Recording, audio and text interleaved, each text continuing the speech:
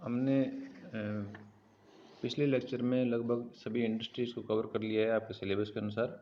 अब हम जो टॉपिक लेंगे वो कृषि।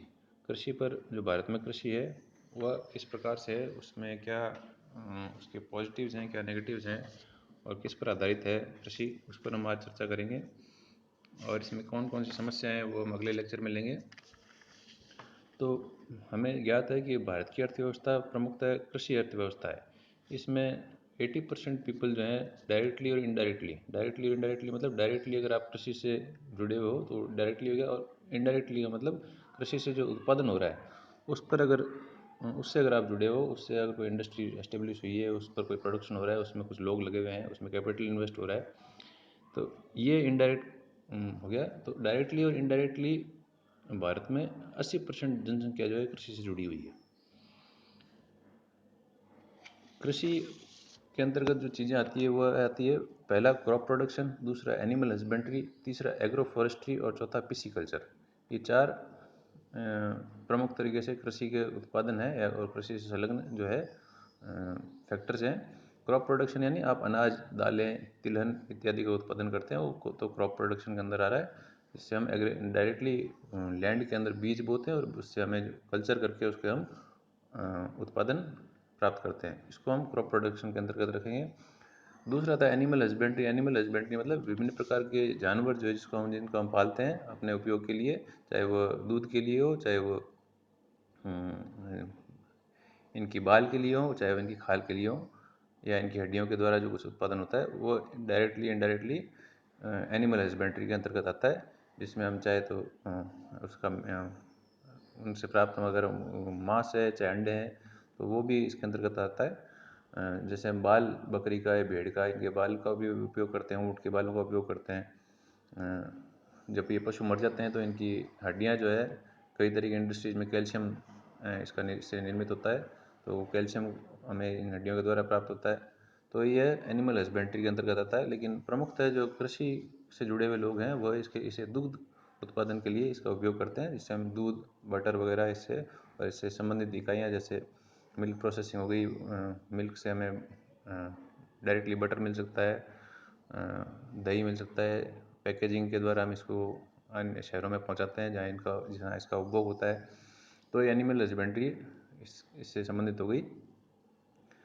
फिर एग्रो फॉरेस्ट्री में हम वन से जो उत्पादन हमें मिलता था, अब चूँकि वन सीमित हो गए हैं और हमें पेड़ों की आवश्यकता होती है, तो चाहे फर्नीचर बनाने में हो या अन्य में हो, तो इसको हम खेतों में पेड़ लगाकर इससे हम जो फल फूल वगैरह इत्यादि हमें जो मिलता है, इसका तना जो फर्नीचर के काम में आता है, लकड़ी में जो काम में आती है, वुड इंडस्ट्री इस पर बेस्ड है, तो ये एग्रो फॉरेस्ट्री के अंतर्गत आता है। पिसिकल्चर में जब वो मछली पालन करते हैं, फ्रेश वाटर जो हम बोलते हैं, एक तो सैलाइन वाटर होती है जिसमें हम मछली समुद्र से पकड़ते हैं, और पिसिकल्चर प्रॉपरली हम फ्रेश वाटर पॉन्ड्स बनाते हैं खेतों के अंदर, जिसमें हम मछली का पालन करते हैं और उससे हम उत्पादन प्राप्त करते हैं। तो ये प्रमुख कृषि के जो भारतीय कृषि है उसमें ये प्रमुख चार हमने घटक देखे, इसके कंपोनेंट्स देखे। और इसमें एक महत्वपूर्ण बात ये भी है कि जो कृषि से जो उत्पादन हो रहा है उसका जो शेयर है सकल घरेलू उत्पाद में, वह है 29% अभी की डेट के अंदर। तो रिसेंट डेटा जो मुझे मिल पाया है उसमें 29% जीडीपी का शेयर है। अब हम अगर कृषि की विशेषताओं पर अगर प्रकाश डालना चाहें तो भारतीय कृषि जो है वो प्रमुखतः अगर पहला जो उसकी विशेषता है वह एक सब्सिस्टेंस प्रकार की एग्रीकल्चर है। सब्सिस्टेंस यानी जीवन निर्वाह प्रकार की कृषि है, जिसमें हम कृषि जो करते हैं वह किसान के पेट भराई के तक ही सीमित है, जिसमें वो जो अनाज उत्पादन कर रहा है उसका उपभोग भी वो कर रहा है, और कुछ जो प्रोड्यूस बच रहा है उसको मार्केट में बेच रहा है। एक तो होती है जैसे सब्सिस्टेंस एग्रीकल्चर कई टाइप्स की होती है, सब्सिस्टेंस होती है, कमर्शियल होती है। तो कमर्शियल एग्रीकल्चर वो हो जाती है जिसमें आप सिर्फ प्रोडक्शन किस लिए कर रहे हो, उत्पादन किस लिए कर रहे हो कि आपका जो अनाज जो उत्पन्न हुआ है उसको आप बाज़ार में बेचकर उससे आप पैसा ले पाओ। तो कमर्शियल एग्रीकल्चर बेसिकली इस पर टिकी हुई है। लेकिन भारत में अनाज का उत्पादन सर्वाधिक होता है और उस अनाज को उपभोग करने में ही काम में लिया जाता है। तो ये प्रमुख विशेषता है कि भारत की जो एग्रीकल्चर है वो सबसिस्टेंस प्रकार की है। दूसरी इसकी विशेषता है कि जो पर कैपिटल लैंड है, मतलब प्रति व्यक्ति जो भूमि है, कृषि भूमि, वह सीमित है, वो बहुत ही कम है। जिससे ये ऐसा इसलिए हो रहा है क्योंकि जनसंख्या बहुत बहुतायत में है। हमारे यहाँ पर भारत में 1.3 बिलियन लोग निवास करते हैं और अगर उनको उनके उनको पास जो भूमि उपलब्ध है उसको अगर प्रति व्यक्ति अगर हम भूमि में उसको डिवाइड करें, total agricultural land divided by total population of India, total farming cultivating population of India, तो हम ये देखेंगे कि पर हेक्टेयरेज जो है वो बहुत कम आ रहा है। हेक्टेयर प्रति व्यक्ति जो भूमि की उपलब्धता है, कृषि भूमि की उपलब्धता, वो बहुत कम आती है। और वो ऐसा सिर्फ इसलिए हो रहा है क्योंकि यहाँ पर जनसंख्या बहुत ज़्यादा है। तो ये दूसरा फैक्टर हो गया। तीसरा फैक्टर हो गया, इसमें कैटल रियरिंग साथ के साथ चलती है। सिर्फ अनाज ही नहीं और पशुपालन भी इसमें साथ के साथ चलता है। पशुपालन में गाय, भेड़, बकरी, भैंस, ये सब सारे पशु हैं जो जिसको हम उपयोग करते हैं, जो न सिर्फ अनाज के साथ हमें जो फैट की मात्रा है वो उपलब्ध करवाते हैं, बल्कि कृषि में कल्टीवेशन के लिए, खेत को जोतने के लिए, उस उसके द्वारा जो उसमें कृषि में जो उत्पादन होता है उसको हम बाज़ार तक ले जाने के लिए इसमें इसका उपयोग करते हैं। जैसे ऊँट पर, बैल पर या घोड़े खच्चर इत्यादि हो गए, उनको उन पर लाद कर हम बाज़ार तक उसको ले जाते हैं, या उनके उन्हीं पशुओं के ऊपर हम हल जोत कर उनसे खेत को जो जोतते हैं। तो ये कैटल रियरिंग साथ के साथ जो अनाज उत्पादन के अलावा जो है इसके साथ के साथ कैटल रियरिंग भी एक प्रमुख फैक्टर है जो इंडियन एग्रीकल्चर में देखा गया है। चौथा मेजर फैक्टर है कि ये इसकी मानसून पर डिपेंडेंसी बहुत ज़्यादा है। अब मानसून क्या है? मानसून है जो सीजनल रिवर्सल ऑफ विंड है, जिसके द्वारा बरसात आती है और इस बरसात के कारण हम जो है अनाज का उत्पादन कर सकते हैं।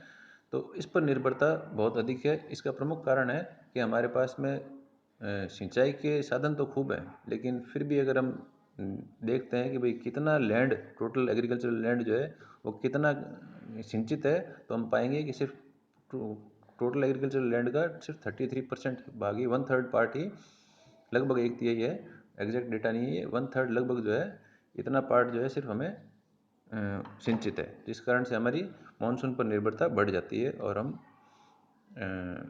अगर वर्ष भर कृषि करना चाहें, पेरिनियल जो एग्रीकल्चर है वो करना चाहें, तो वो संभव नहीं हो पाती, क्योंकि वर्ष भर होने के लिए हमें अगर मान लो साल में 3 फसल लेनी है, जैसे रबी की हो गई, खरीफ की हो गई, जायद की हो गई, तो रबी, खरीफ और जायद तीनों हम नहीं ले पाएंगे, क्योंकि सिर्फ मानसून जो है खरीफ की फसल में ही उत्पादन में हमें सहायक होगा। बाकी समय मानसून नहीं रहता है, तो हमारी कृषि पर की जो उत्पादकता है वह कम हो सकती है बरसात की कमी के कारण।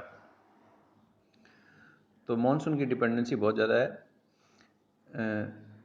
इसमें ये भी कहा गया है कि किसान के हाथ तो ज़मीन पर रहते हैं और निगाहें आसमान पर टिकी रहती है। ये एक प्रमुख एक कवि है जिसने इस तरह की कविता भी लिखी है। तो उसका हाथ तो हमेशा ज़मीन में टिके रहेंगे कि मैं इसको जोत के जो है इसमें बीज बो दूँ, ताकि बरसात आने पर, और आसमान पर इसकी निगाहें टिकी हुई है कि बरसात आएगी तब इसके अंदर अनाज उत्पन्न होगा। और मानसून एक बहुत अनसर्टन चीज़ है, इरेगुलर है और अनरिलायबल है। किसी वर्ष अच्छा मानसून आ जाता है, किसी वर्ष जो है कम आता है।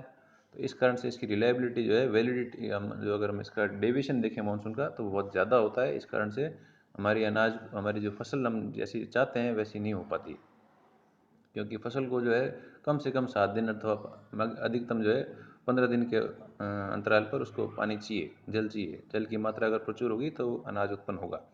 तो इसलिए मानसून के ऊपर निर्भरता हमारी बहुत ज़्यादा है। ये चौथा प्रमुख फैक्टर है। पांचवा प्रमुख फैक्टर है कि यहाँ पर वैरायटी, जो भिन्नता है अनाज के अंदर, वो बहुत ज़्यादा है। तो ये अच्छे के लिए है कि हम विभिन्न प्रकार के अनाज उत्पादन कर पाते हैं, क्योंकि यहाँ की जो जलवायु है, मृदा है, इसकी जो भूमि के उच्चावच हैं, और जलवायु, मृदा, उपजाऊच। तो ये जो मेजर फैक्टर्स हैं उस कारण से हमारे जो अनाज हैं उसमें भिन्नता पाई जाती है। क्योंकि अगर हम ये देखें उत्तर में हिमाचल से लेके कश्मीर से लेके दक्षिण में कन्याकुमारी तक हमारे पास में जलवायु के अलग अलग प्रकार देखने को मिलते हैं। हिमाचल में हम सेब उगा सकते हैं, लेकिन राजस्थान में वो संभव नहीं है। राजस्थान में सेब उगाने के लिए उस प्रकार की जलवायु नहीं है, लेकिन हम राजस्थान में बाजरा उगा सकते हैं। तो विभिन्न प्रकार के उत्पादन हमें इस जलवायु की भिन्नता के कारण, उच्चावच की भिन्नता के कारण, मृदा की भिन्नता के कारण हम यहाँ पर विभिन्न प्रकार के जो प्रोडक्शंस हैं वो हम ले सकते हैं, उत्पादन हम ले सकते हैं कृषि के द्वारा। फिर है इसकी अगली विशेषता है कि फूड क्रॉप, जो खाद्य अनाज है वह हम प्रमुखता से उगाते हैं। यानी कमर्शियल जैसे हम कॉटन हो गया, जूट हो गया, ये तो है ही, लेकिन अगर हम अनाज नहीं उगाएंगे तो हमारी जो कृषि पर जो है, जो जिस कारण से हम निर्भर रहते हैं, वो निर्भरता हमारी ख़त्म हो जाएगी।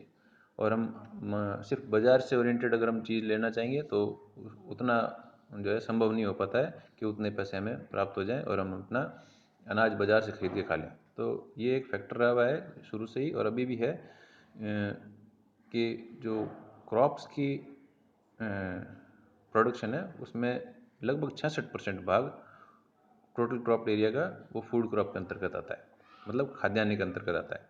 चाहे वो खाद्यान्न में आप कुछ भी ले लो, चाहे गेहूँ, बाजरा, मक्का, ये सब तो अनाज हो गए, चाहे अपन दालें ले लो, दलहन, चाहे अपन तेल का जो है जिससे हमें जैसे सरसों हो गई, तिल हो गया, ये सब तेल, ये सब खाद्यान्न फसलें ही हैं, कमर्शियल नहीं है। बेसिकली तेल को अगर हम छोड़ दें तो ये कमर्शियल नहीं है, तो इसलिए हमारा जो निर्भरता है वो खाद्यान्न पर अधिक है। सातवां मेजर फैक्टर है कि जो हाल में जो कृषि हो रही है उसमें हमारे फर्टिलाइज़र और पेस्टिसाइड पर निर्भरता बहुत ज़्यादा है।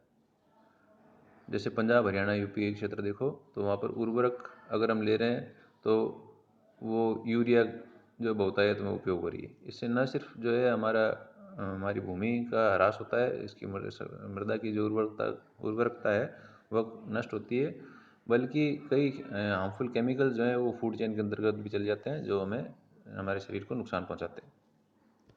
तो ये कुछ विशेषताएं देखी हमने आज भारतीय कृषि की। अगले लेक्चर में हम ये देखेंगे कि जो भारतीय कृषि है उसमें क्या क्या प्रमुख समस्याएं क्या क्या आती है। तो फिलहाल के लिए धन्यवाद, अगले लेक्चर में मिलते हैं।